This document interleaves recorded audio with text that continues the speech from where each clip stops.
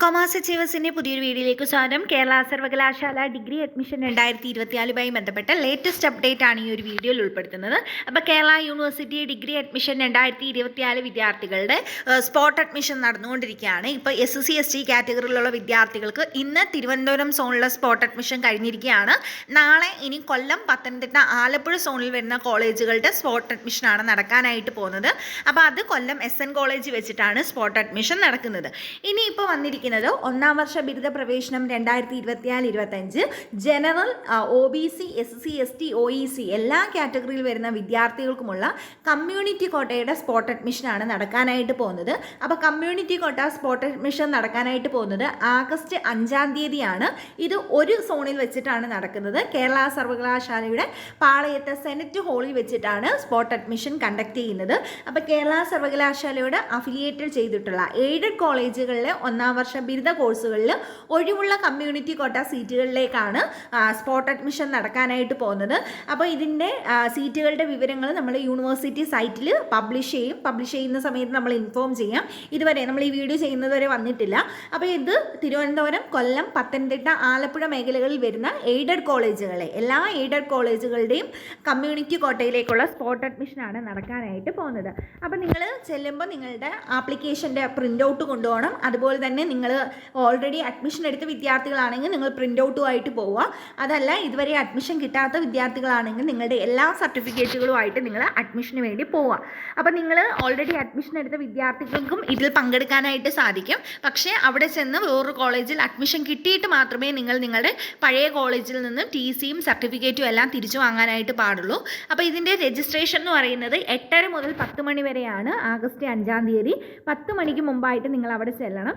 അതിനുശേഷം ചെല്ലുന്ന വിദ്യാർത്ഥികളെ ഈ ഒരു അലോട്ട്മെൻറ്റ് പ്രോസസ്സിലേക്ക് പരിഗണിക്കുന്നതല്ല.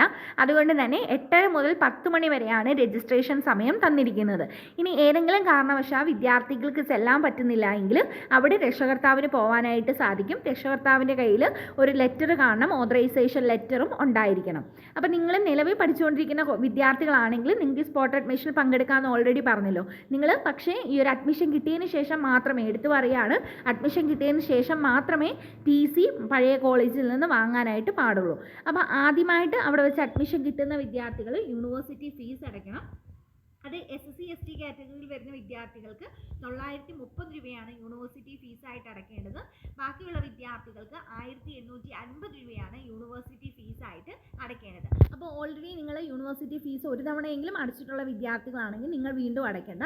നിങ്ങൾ അതിൻ്റെ റെസിപ്റ്റിൻ്റെ പ്രിൻ്റ് ഔട്ട് നിങ്ങൾ അവിടെ കാണിച്ചിരുന്നാൽ മതി.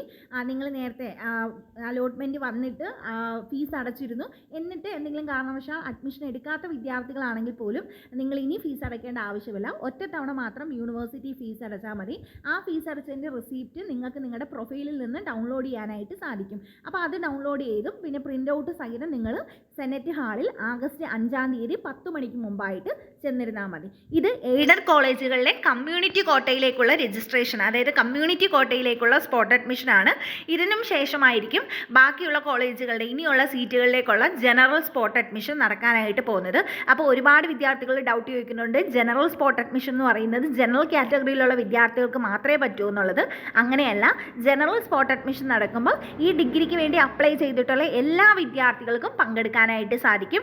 അതിന് ഇന്ന കാറ്റഗറി എന്നൊന്നുമില്ല, എല്ലാ വിദ്യാർത്ഥികൾക്കും ജനറൽ സ്പോട്ട് അഡ്മിഷനിൽ പങ്കെടുക്കാനായിട്ട് സാധിക്കും.